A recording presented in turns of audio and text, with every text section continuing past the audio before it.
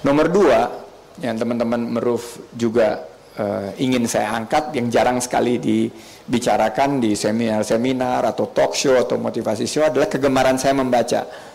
Saya tuh adalah seorang, kalau dibilang ya ini kacamata saya ini minus 1,5, tapi saya dulu pernah minus 11 sebelum dioperasi mata. Kenapa? Karena saya senang sekali baca gitu.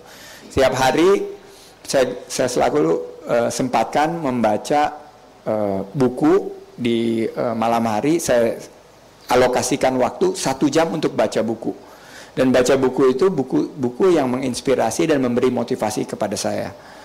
Pagi 4-5 koran yang saya selalu baca, ditambah media-media online.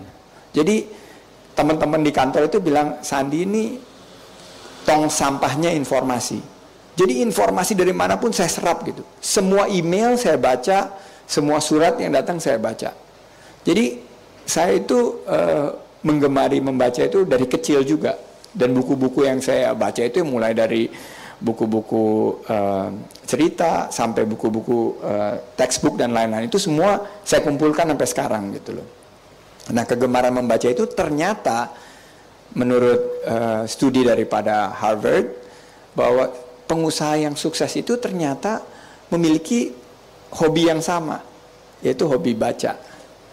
Dan sekarang ini kan baca nggak cuma baca buku, baca di internet, di online juga sudah banyak. Karena informasi itu begitu banyak, perkaya diri kita dengan informasi yang sebanyak-banyaknya.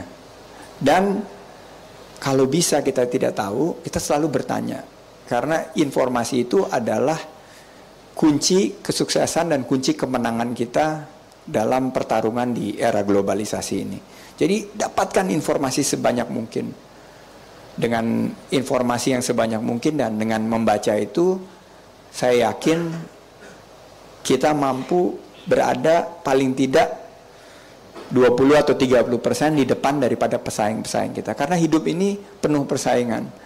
Kita nggak bisa melihat hanya di konteks bahwa kita ini individualistik, tapi kita harus betul-betul memiliki daya saing yang tinggi sehingga kita bisa mampu mencapai tujuan kita, mau menjadi mahasiswa, akademia, menjadi business people, menjadi pegawai negeri atau apapun juga. Saya berharap dari sini paling tidak 70% dari program Meruf dan JRU ini lulusannya 70% jadi pengusaha-pengusaha sukses.